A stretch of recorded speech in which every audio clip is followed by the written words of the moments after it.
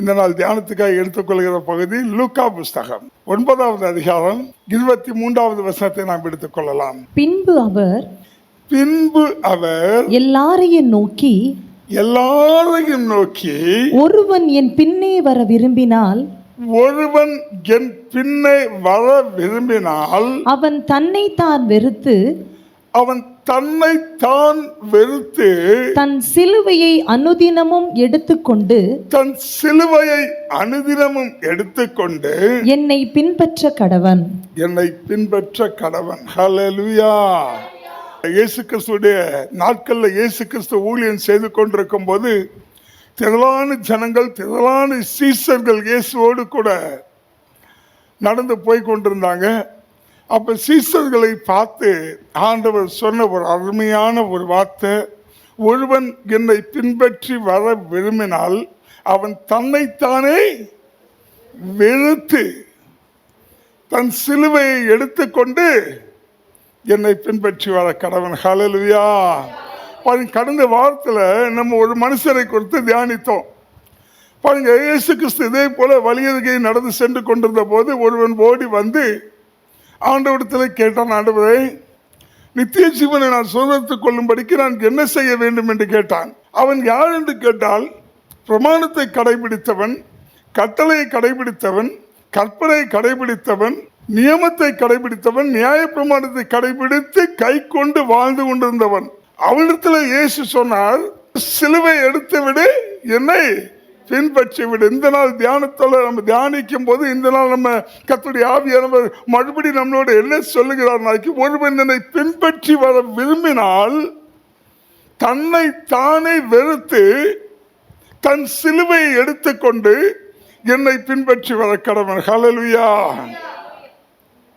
அப்ப நல்லா கவனிங்க, ஆண்டவர் சிலுவையை எடுத்துட்டு வர சொல்றாருல்ல. இந்த சிலுவைனா என்ன? சிலுவைனா சொல்லுங்களேன். சிலுவைனா என்ன? பாடுகள். சிலுவைனா பாடுகள். எத்தனை பேர் கை உயர்த்துவீங்க? நல்லா தான் தூக்கி சொல்லுங்களேன். சிலுவைனா பாடுகள். கை உயர்த்தாதவங்கள்ட்ட சிலுவைனா என்னன்னு கேட்பேன். சரி, அவ்வளோ பேர் சொல்றீங்க சிலுவைனா பாடுகள். ஓகே, யாராவது பாடு இல்லைன்னு சொல்றீங்க ஆள் இருக்கீங்கன்னா இப்போ நீங்கள் கை உயர்த்தலாம். இல்லை, ஓகே, நல்லது. சிலுவைனா பாடுகள். அருமையான தேவ ஞானம். சரி, இப்போ நல்லா கவனிங்க. சிலுவைனா பாடு. அப்போ நம்மளாம் என்ன செய்யறோம்னா, சிலுவை சுமக்கிறோம்னா என்ன செய்யறோம்? பாடு சுமக்கிறோம். இப்போ நான் உங்கள்கிட்ட ஒரு கேள்வி கேட்குறேன், நல்லா கவனிங்க. அதுக்கு முன்னாடி இன்னொரு கேள்வி, பாடுகள்னா என்ன? அதையும் தெரிஞ்சுக்கிடுவோம். பாடுகள்னா என்ன? சிலுவைனா பாடுகள். பாடுகள்னா சிலுவை பாடுகள். அப்படின்னா சிலுவை பாடுகள்னா என்ன? கஷ்டங்கள், பிரச்சனைகள், வியாதிகள், கடன் தொல்லைகள், நெருக்கங்கள், போராட்டங்கள், தரித்திரங்கள், பஞ்சங்கள், வெறுமைகள், குறைவுகள், கடன் பிரச்சனைகள், இதெல்லாம் சிலுவை பாடுகள். அருமை. நல்லா கவனிங்க. சிலுவைனா பாடுன்றீங்க, பாடுகள் என்னன்னு கேட்டாங்க இத்தனையும் சொல்லியிருக்கீங்க. அருமையான விளக்கங்கள். நல்லா கவனித்துக் கொள்ளுங்க. இப்போ உங்களிடத்துல ஒரு கேள்வி கேட்கிறேன். சிலுவை என்கிற பாடுகள், வியாதிகள், தரித்திரங்கள், பாவங்கள், சாபங்கள், குறைவுகள், கடன் பிரச்சனைகள், இப்படி பலவிதமான பாடுகள் சிலுவை பாடுகள்.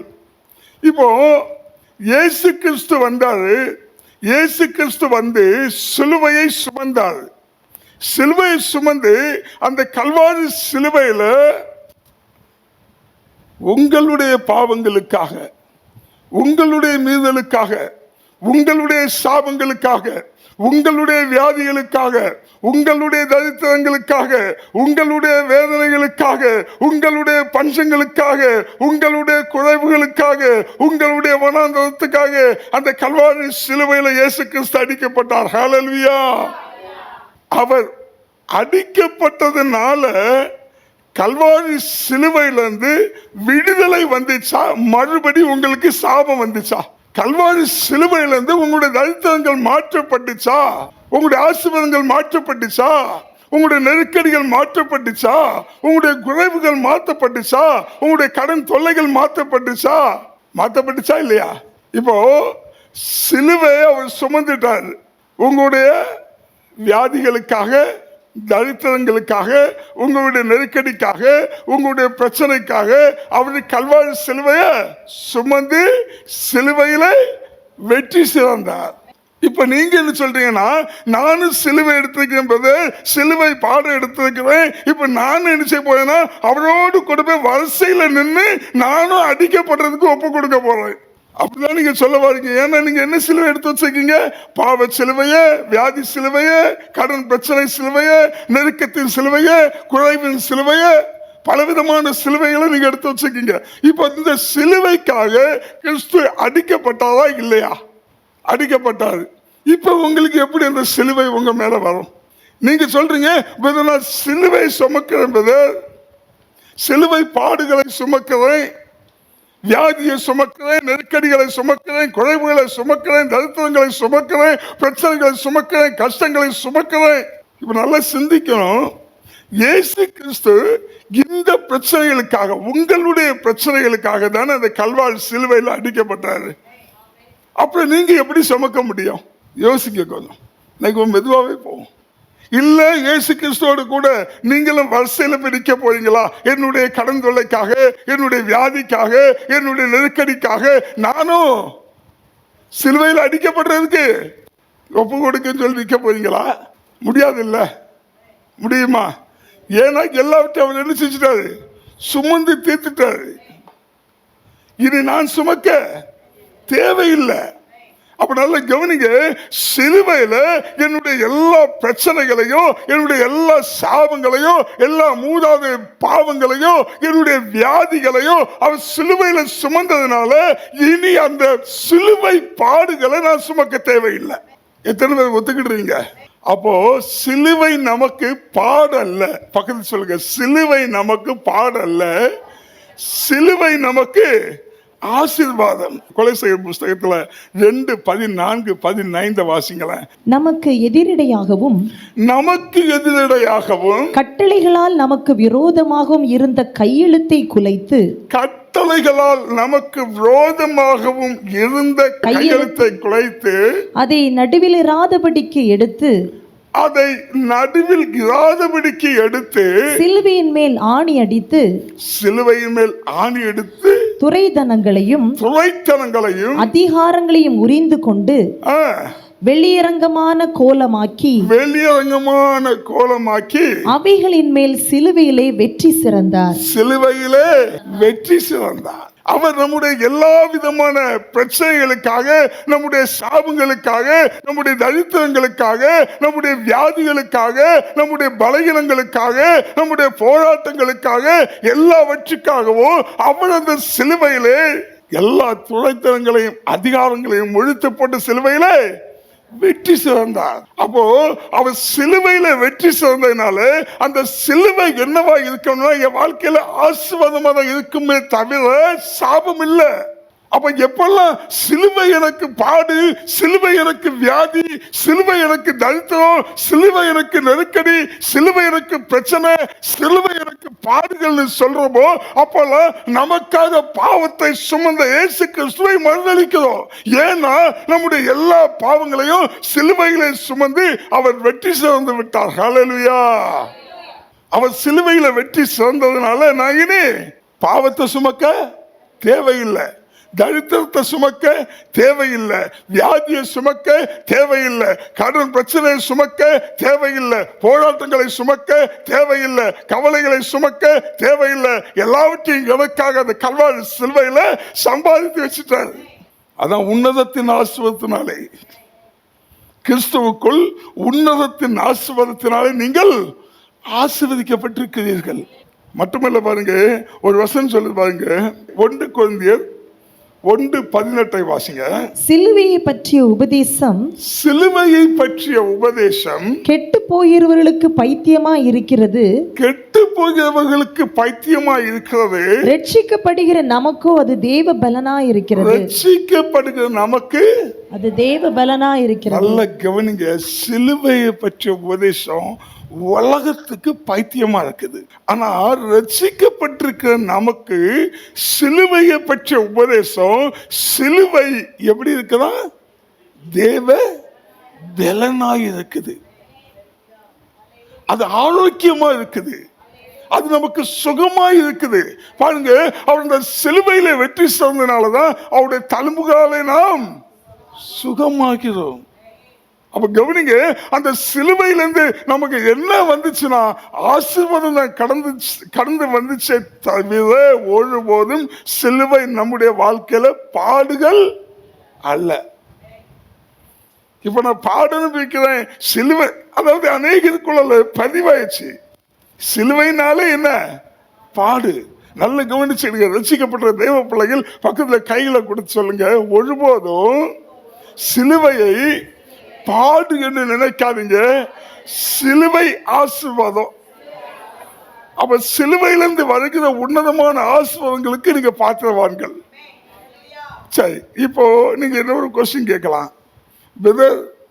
அப்போ அப்போஸ்தலர்கள்லாம் பாட அனுபவித்தார்கள்ல, அப்போஸ்தலர்கள்லாம் என்ன செஞ்சாங்க? பாட அனுபவித்தாங்க. கிறிஸ்தவங்க நிறைய பேர் பைபிள்ல பாட அனுபவித்தாங்க அப்படின்னு நீங்க கேட்கலாம். இப்ப உங்களுக்கு ஒண்ணு சொல்றீங்க, சிலுவை வேற, பாடு வேற. சிலுவைக்கும் பாடுக்கும் சம்பந்தமே இல்லை.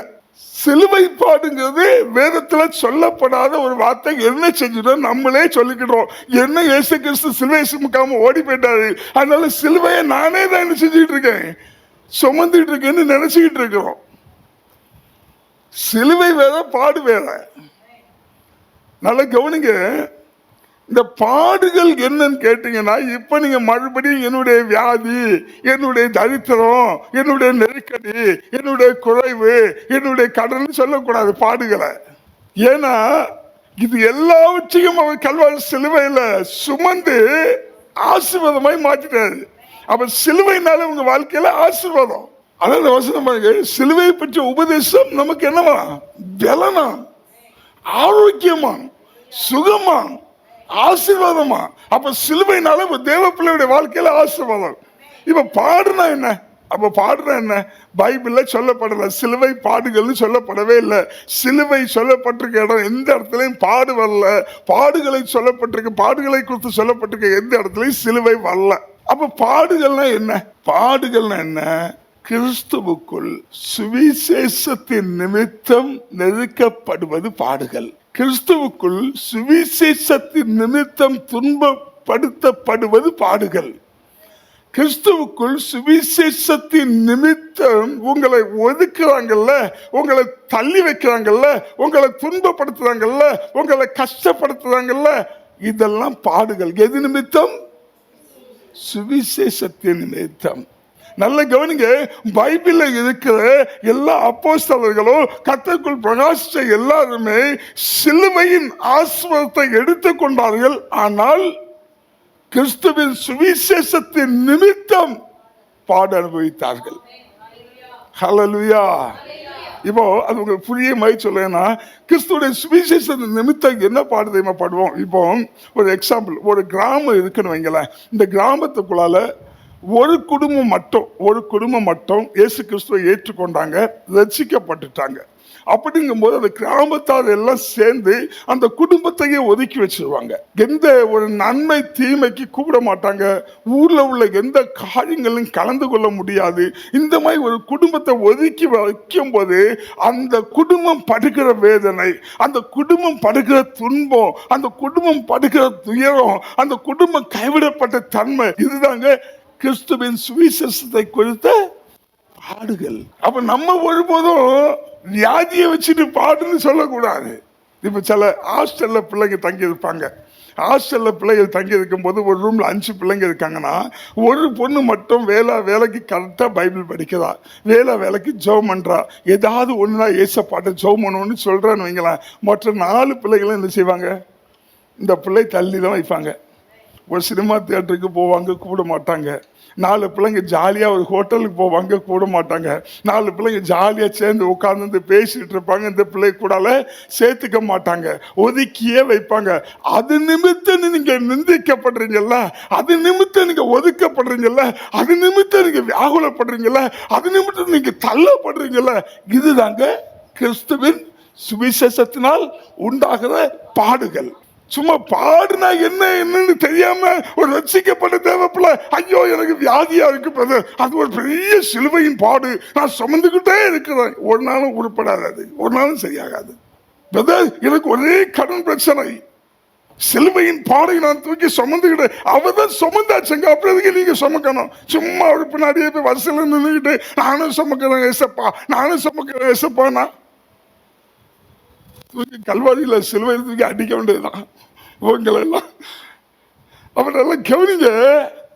இந்த மாதிரி ஒதுக்கப்பட்ட சில வீட்டில் எங்க வீட்டிலே ஒரு சாட்சியா சொல்றேன். எங்க குடும்பத்துல முதல் ரசிக்கப்பட்டவங்க என்னுடைய சகோதரி நம்ம முன்னாடி உட்கார்ந்து இருக்காங்க. அவங்களெல்லாம் நான் துன்புறுத்தினது கொஞ்சம் இல்லை. முடிய பிடிச்செல்லாம் கிடுகிடா ஆட்டியிருக்கேன், கொண்டு வந்த பைபிள்லாம் கிழிச்சு சுக்கு நூறத்துக்கு வீசியிருக்கேன். ஐயா அவளை படுத்தத பாடு. எங்க கோயிலில் உள்ள பிரசாதத்தை கொடுத்து கொண்டு வச்சு வாயை பிடிச்சி வாய்க்குள்ள தள்ளுவேன். அவளை சர்ச்சைக்கு போறாங்கிறதுனால எனக்கு மட்டுமில்லை, என் அண்ணனுக்கு, என் தம்பிக்கு, எங்க அப்பாவுக்கு, அம்மாவுக்கு, யாருக்கும் அவளை பிடிக்காது. எல்லாருமே அவளை ஒதுக்கிதான் வச்சோம். இதே மாதிரி இன்னைக்கு அநேக குடும்பங்கள்ல பாத்தீங்கன்னா வீட்டுக்குள்ளால ஒரே ஒரு பிள்ளை ரசிக்கப்பட்டுனா அந்த பிள்ளை அனுபவிக்கிற கொடுமை கொஞ்சமல்ல, எல்லா காரியங்களையும் ஒதுக்கி வச்சிருவாங்க. நிம்மதியா செபிக்க முடியாது, நிம்மதியா பைபிள் படிக்க முடியாது, இருதயம் அங்கலாய்க்கும், இருதயம் வேதனைப்படும். இந்த மாதிரி கலங்கடிக்கப்படுறீங்கல்ல, வேதனைப்படுத்தப்படுறீங்கல்ல, துன்பப்படுத்தப்படுறீங்கல்ல, இதுதான் கிறிஸ்துவுடைய சுவிசேஷத்தின் நிமித்தம் உண்டாகிற பாடுகள். மத்தேயு 5:11 என் நிமித்தம் உங்களை நிந்தித்து துன்பப்படுத்தி என் நிமித்தம் உங்களை நிந்தித்து துன்பப்படுத்தி பலவித தீமையான மொழிகளையும் உங்கள் பேரில் பொய்யாய் சொல்வார்களானால் பாக்கியவான்களாய் இருப்பீர்கள். நீங்கள் பாக்கியவான்களாய் இருப்பீர்கள். இதாங்க கிறிஸ்துவின் நிமித்தம் துன்பப்படுறது. அப்ப ஒருபோதும் நம்முடைய பிரச்சனைகளையோ, நம்முடைய வியாதிகளையோ, நம்முடைய தரித்திரங்களையோ நம்ம என்ன சொல்லக்கூடாது, சிலுவையின் பாடுகளை அனுபவித்துக் கொண்டிருக்கிறேன். இன்னைக்கு கிறிஸ்தவர்களாகிய ரசிக்கப்படுற நம்ம அநேக சொல்ல பழகிட்டோம்.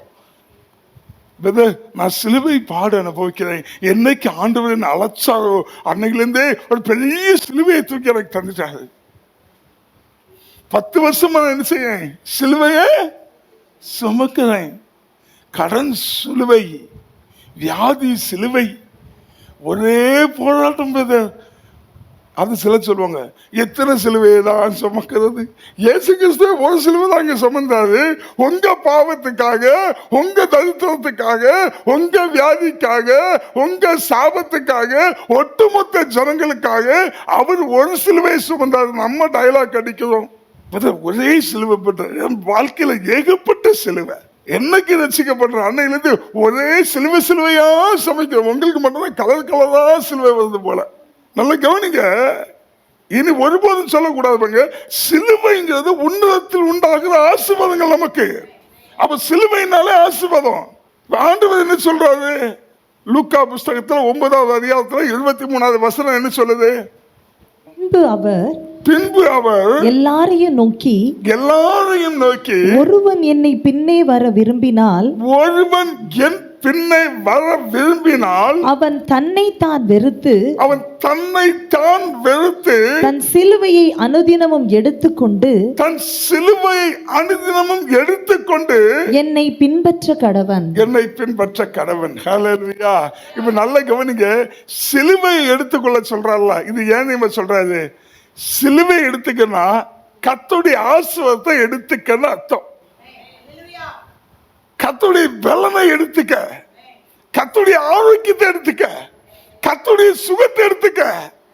இதை எடுத்துக்கிட்டு என்ன செய், என்னை பின்பற்று.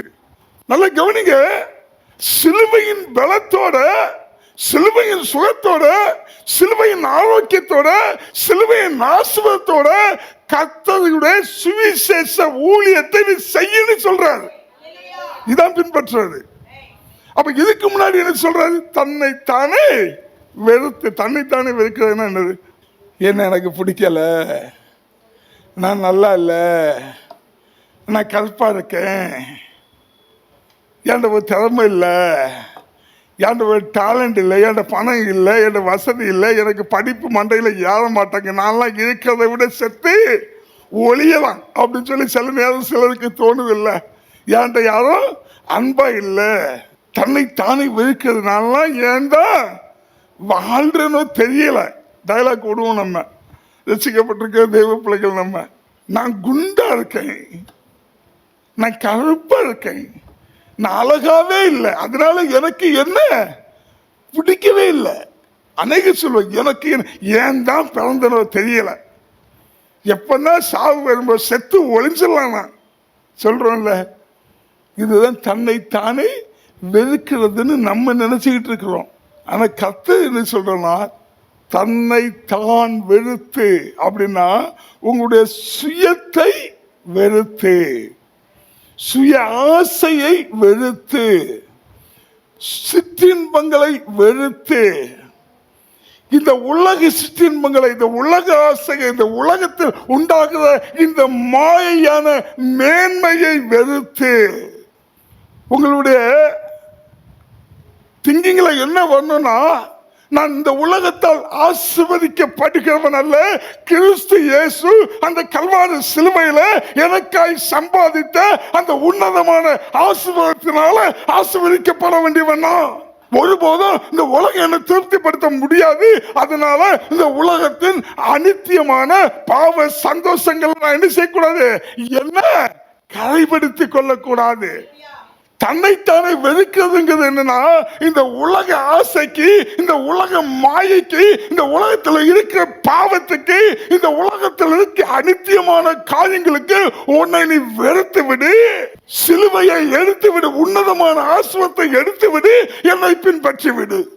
நல்லா புரிந்து கொள்ளுங்க. என்ன செய்யணும்னா, உலக ஆசீர்வாதத்தை, உலக மேன்மைய, உலக இச்சைய, உலக பாவத்தை, உலகத்திலிருந்து வருகிற அநீதியான காரியங்களை வெறுக்கணுமா, சுய சிற்றின்பங்களை வெறுக்கணுமா, சுய ஆசையை வெறுக்கணுமா.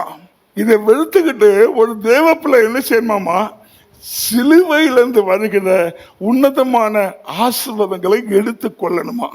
இப்ப வசனம் என்ன சொல்லுன்னா, ஒருவன் என்னை பின்பற்றி வர விரும்பினால் தன்னை தானே வெறுத்து, அதாவது உலக ஆசையை வெறுத்து, உலக சிற்றின்பத்தை வெறுத்து, உலகத்தால் உண்டாகிற எல்லா உன்னுடைய சுகபோக வாழ்க்கையை வெறுத்து, சொகுசான வாழ்க்கையை வெறுத்து, நீ விரும்புகிறபடி வாழுகிற உன்னுடைய ஆசை, விருப்போ, சிற்றின்போ, பாவம் நிறைந்த இந்த வாழ்க்கையை வெறுத்து, சிலுவையினால் வருகிற உன்னதமான அந்த ஆசீர்வாதத்தை, அந்த மேன்மையை, அந்த ஆரோக்கியத்தை, அந்த சுகத்தை, அந்த பலத்தை நீ எடுத்துக்கொள்.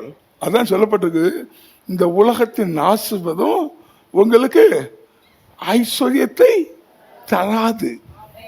கர்த்தருடைய ஆசீர்வாதம் மட்டுமே உங்களுக்கு ஐஸ்வர்யத்தை தரும். பக்கத்தில் சொல்லுங்க, தன்னை தானே வெறுப்பது உலகத்தை வெறுப்பது, உலகத்தை வெறுத்து சிலுவையை எடு. சிலுவைனா என்ன? ஆசீர்வாதம். நல்ல விளங்குதா இல்லையா? இல்லைன்னா என்ன விளக்க சொல்லுவேன், என்ன வசனங்கள் அதை எடுத்து விளக்க சொல்றேன், விளங்குதா இல்லையா? சிலுவைனா என்ன? சிலுவைனா என்ன? சிலுவைனா என்ன? நல்ல கவனிங்க. தன்னைத்தானே வெறுக்கிறது உலகத்துக்கு உங்களை வெறுத்துருங்க. சிலுவையை எடுத்துக்கொள்ளுங்க. சிலுவைனா சிலுவையில் உண்டான ஆசீர்வாதங்கள். சிலுவை ஒருபோது நம்முடைய வாழ்க்கையில பாடு இல்லை. நீங்க போய் நல்லா போட்டு நல்லா தேடுங்க, எங்கேயாவது சிலுவை பாடுன்னு ஒரு வசனம் இருக்கான்னு தேடுங்க. இல்லவே இல்லை. கிறிஸ்துவ நிமித்தம் பாடு அனுபவிக்கணும், அது அவரை பின்பற்றுகிறது. அதான் சொல்ற பாருங்க, ஒருவன் என் பின்னை வர விரும்பினால் தன்னைத்தானே வெறுத்து தன் சிலுவையை எடுத்துக்கொண்டு என்னை பின்பற்றுவா. என்னை பின்பற்ற கடவன். இந்த பின்பற்றுதான் சுவிசேஷம். சுவிசேஷத்தின் நிமித்தம் நெருக்கப்படுறது, சுவிசேஷத்தின் நிமித்தம் வேதனைப்படுறது, சுவிசேஷத்தின் நிமித்தம் எல்லாராலையும் தள்ளப்படுறது, ஒதுக்கப்படுறது, அவமானப்படுத்தப்படுறது.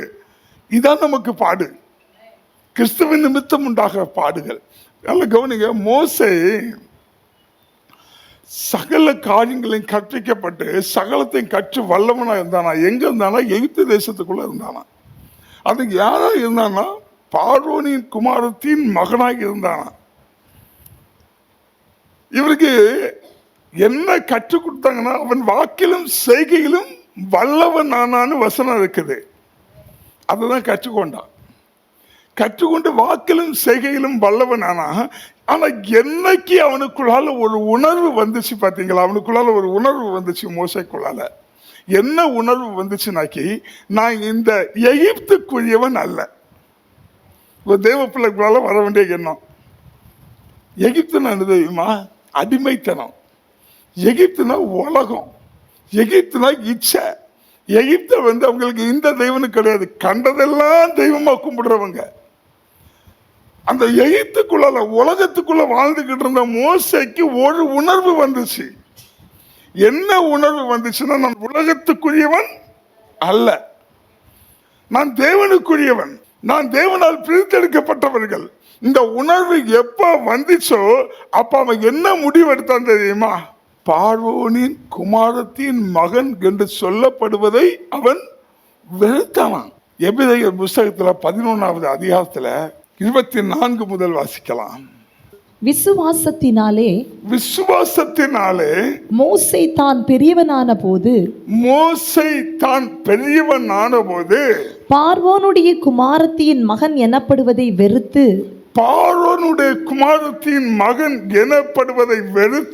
அநித்தியமான பாவ சந்தோஷங்களை அனுபவிப்பதை பார்க்கிலும் அநித்தியமான பாவ சந்தோஷங்களை எகிப்துக்குள்ள இருந்தா என்ன செய்யலாம்? சொகுசா வாழலாம், லக்ஸரியா வாழலாம். எகிப்துக்குள்ள இருந்தா சுகமான வாழ்க்கை. அநேகர் பார்த்து மோசைய வாங்க வாங்க வாங்கன்னு வணக்கம் போடுற ஒரு வாழ்க்கை, ஒரு கனமான வாழ்க்கை, ஒரு உச்சிதமான வாழ்க்கை. ஆனா உலக வாழ்க்கை, லக்ஸரி வாழ்க்கைங்க. ஆனா மோசைக்கு எப்ப இருதயத்துல நான் உலகத்துக்குரியவன் அல்ல, இஸ்ரவேலின் தேவனாகிய கர்த்தர் ஒருவர் இருக்கிறார், ஆபிரகாமின் தேவனும் ஈசாக்கின் தேவனும் யாக்கோபின் தேவனுமாகிய கர்த்தர் ஒருவர் இருக்கிறாரு, அவரால் பிரித்தெடுக்கப்பட்ட பிள்ளைகள் எப்ப அவன் முடிவு பண்ணாரோ அப்ப என்ன நினைச்சிட்டான்னா, இந்த எகிப்தின் அநித்தியமான பாவ சந்தோஷத்துக்குள்ள வாழ்றதை விட என் எபிரேய ஜனங்களோட வாழலாம், நான் தேவ பிள்ளையாய் வாழலாம், நான் ஒரு கர்த்தருடைய பிள்ளையாய் வாழலாம்னு சொல்லி அந்த எகிப்தின் சொகுசான வாழ்க்கையை, அந்த உலக வாழ்க்கையை வெறுத்து எபிரேய ஜனங்களோட வந்து சேர்ந்துட்டான். நல்ல கவனிங்க, எப்போ உணர்வு வருதோ அப்போ உலகத்தை வெறுக்கணும். பக்கத்தில் சொல்லுங்க, நீ தேவ பிள்ளைங்கிற உணர்வு எப்ப வருதோ அப்போ உலகத்தையே வெறுக்கணும். இப்ப மனசுக்குள்ள நினைச்சுக்கிடுங்க, அப்ப நல்ல வேலை நான் தேவ பிள்ளைங்கிற உணர்வு எனக்கு வராமலே இருக்கட்டு. நல்ல கவனிங்க, ஆண்டவர் சொல்றாரு, நீ தன்னை தானே வெறுக்கணுங்கிறது உலகத்தை வெறுத்த படம் எதை எடுக்க முடியும்?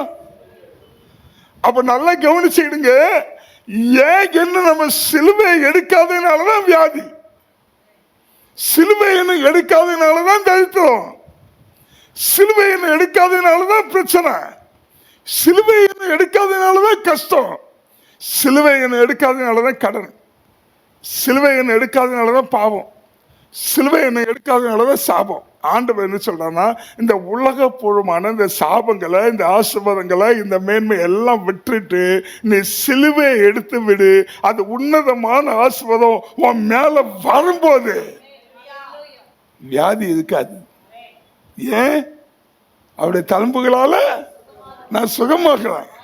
தரித்திரம் இருக்காது, பாவம் இருக்காது, பிரச்சனை இருக்காது. ஏன்னா எல்லாத்தையும் கல்வாரி சிலுவையில அவர் சுமந்து வெற்றி சேர்ந்து விட்டாரு. அந்த சிலுவையின் ஆசீர்வாதங்களை நீ எடுத்துக்கொள். ஆனா எடுக்க முன்னாடி என்ன செய்யணும்?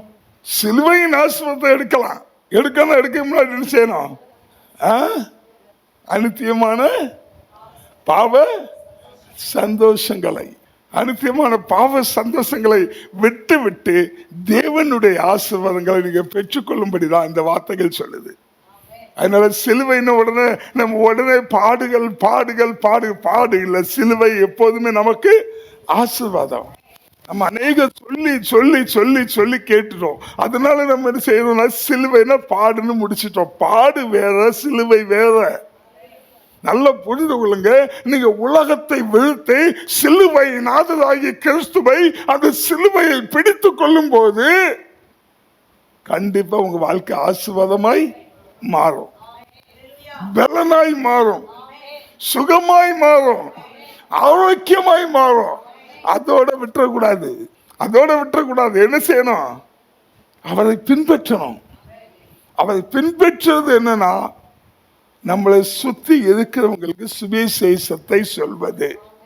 யாரு யாரு கிறிஸ்துவை பற்றி கொண்டார்களோ, யாரு யாரு கிறிஸ்துவால் ஈர்க்கப்பட்டார்களோ, யாரு யாரு கிறிஸ்துடைய இரத்தத்தால் கழுவப்பட்டார்களோ, யாரு யாரு ரட்சிப்பை பெற்றுக் கொண்டார்களோ, யார் யார் தேவனுக்காய் வாழ்வேன் என்று உலகத்தில் அனித்தியமான பாவங்களை விட்டுவிட்டு கிறிஸ்துவின் பின்னால் வந்தார்களோ அத்தனை பேரும் சுவிசேஷத்தை அறிவித்தார்கள்.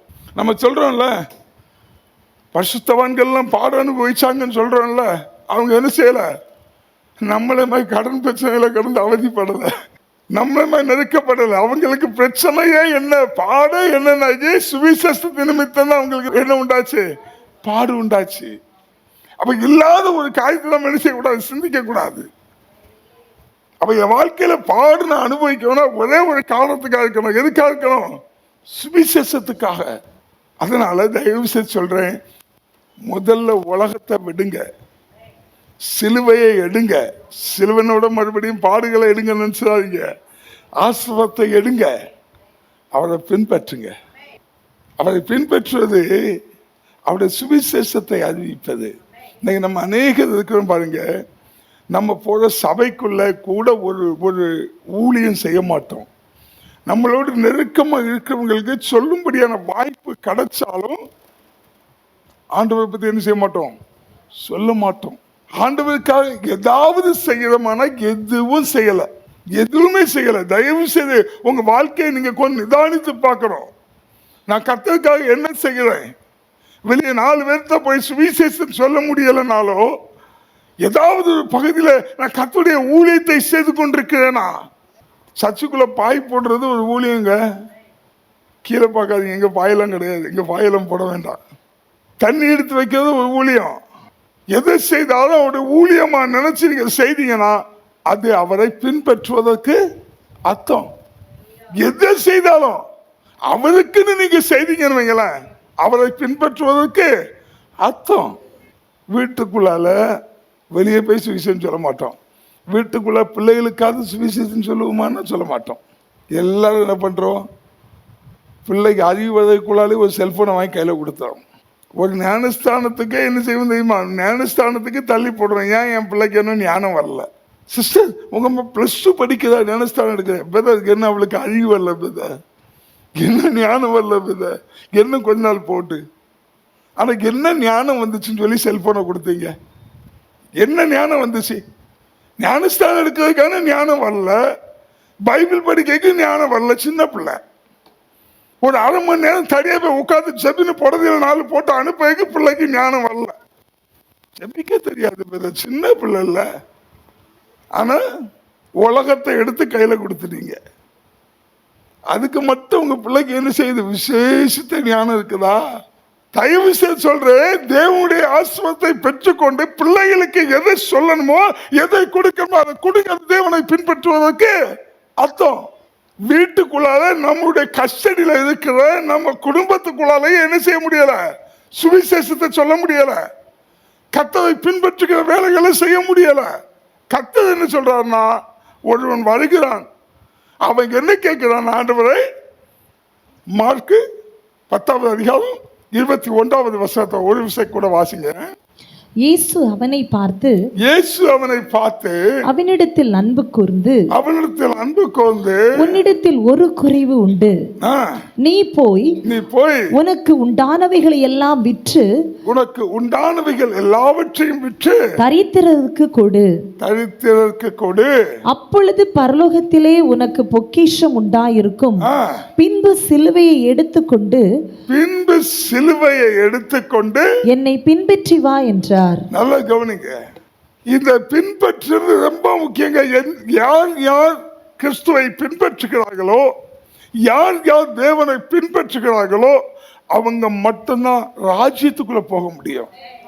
சிலுவையை எடுத்துக்கொண்டு ஆசீர்வாதமா இருக்கலாம், ஆனா பின்பற்றுகிறவன் தான் என்ன செய்ய முடியும்? ராஜ்யத்துக்குள்ள போக முடியும்.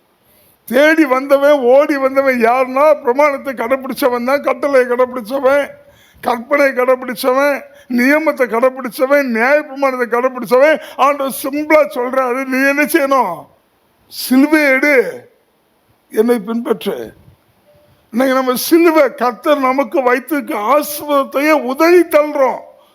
அது பாவங்கிறோம், அது சாபங்கிறோம், அது வியாதிங்கிறோம், அது எனக்கு பாடுன்னு சொல்றோம். இன்னையிலேருந்து உங்க மைண்ட் சிஸ்டத்தையும் மாத்துங்க. சிலுவை எனக்கு ஆசீர்வாதம், சிலுவை தாங்க எனக்கு பலனை, சிலுவை தாங்க எனக்கு ஆரோக்கியமே, சிலுவை தாங்க எனக்கு சுகமே. உங்க புரியுதா? இந்த ஒரு வார்த்தை என்ன ரொம்ப தொட்டுச்சு. அதாவது என்னுடைய நுகம் உங்களுக்கு மெதுவானது. அப்போ உங்களால நான் சுமக்கிற இந்த சிலுவையில் உண்டாகிற வலி, இந்த வேதனை, இந்த நுகம் உனக்கு என்னவா மாற போகுது? நல்லா புரியுதா உங்களுக்கு? உன்னுடைய பாவத்தினால, உன்னுடைய சாபத்தினால, உன்னுடைய மீறுதல்னால, உன் முன்னோர்கள் சாபம், மூணாவது சாபத்தினால நான் ஒரு வலியை சுமக்கிறேன். இந்த கல்வாரி சிலுவையில இந்த ஒரு வேதனையை சுமக்கிறேன், இந்த அங்கலாய்ப்பை சுமக்கிறேன், இந்த கைவிடப்பட்ட தன்மையை சுமக்கிறேன். இது எனக்கு என்னது? பெரிய நுகம். அந்த வேதனை, அந்த வலி அவருக்கு நுகம். அந்த நுகம் நமக்கு என்னவா? மெதுவானதான். அந்த நுகத்தை அவர் நமக்கு என்னவா மாற்றிட்டாரு? மெதுவானதாய் மாற்றிட்டாரு. அப்புறம் நான் சும்மா சொல்லக்கூடாது. அதோட அவர் சொல்றாரு, என்னுடைய சுமை உங்களுக்கு லகுவானது.